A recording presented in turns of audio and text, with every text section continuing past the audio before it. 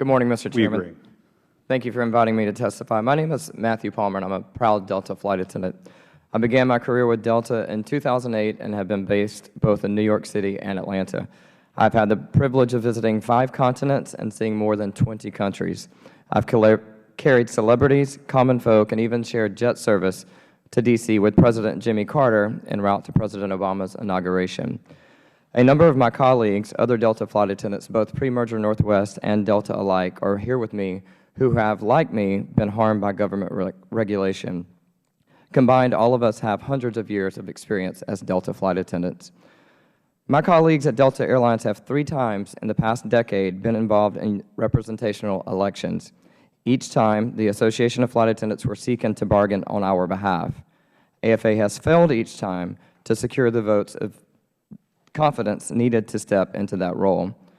The first 2 of these elections were conducted according to the 75-year-old former rules of the National Mediation Board and the Railway Labor Act, rules supported by both Republican and Democratic administrations.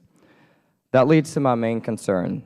A new rule arranged by union insiders and pushed through by the NMB has changed the election landscape despite strong objections from both airlines and, more importantly, from thousands of employees who do not want forced union representation. The NMB changed the election procedures to enable unions to be certified with a minority of a work group.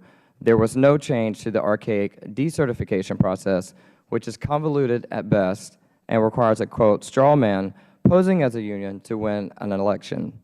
In fact, decertification has never been successfully used in a large employee group in the airline and railroad industries. When Delta and Northwest were merging into the world's largest airline, all signs indicated that the world's largest flight attendant union, the AFA, was in backdoor dealings with board members Linda Pachala and Harry Hoaglander, both of whom previously served as AFL-CIO union officials with the AFA and Airline Pilots Association, respectively. The Transportation Trades Department of the AFL-CIO during this time secretly petitioned the NMB for a change in the voting rule to organize a union.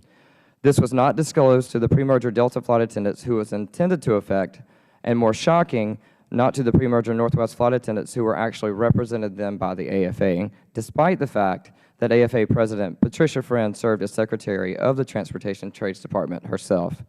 Call me foolish, but I believe she should effectively communicate this to her members. Patricia Friend did not.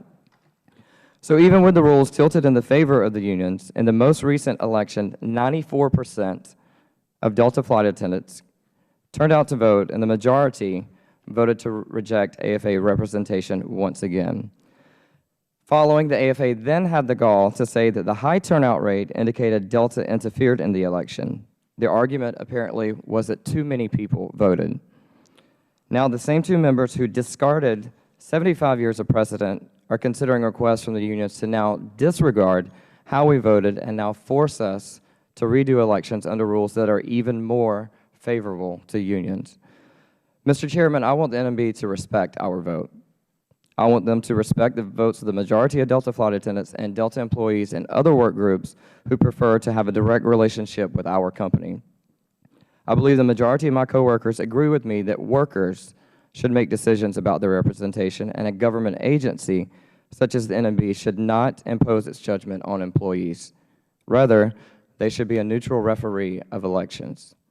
We have been held hostage by the NMB and the union for 3 years since our merger. Our pre-merger employee groups, some of which are here today, are forced to be kept separate so we are not able to get the full benefits of our merger.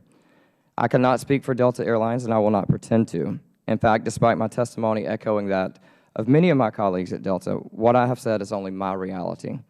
Frankly, I don't care whether one is pro-union or not. What I am concerned about is the fact of my pay, my work rules, my stock, my livelihood, my friends, my colleagues, and our system of government are all being affected by the partisanship of this board working to do the bidding of unions for whose elections they're supposed to be neutral. They're biased, and they should not be. All should agree it's time that they be reined in. I would like to thank the committee for their time.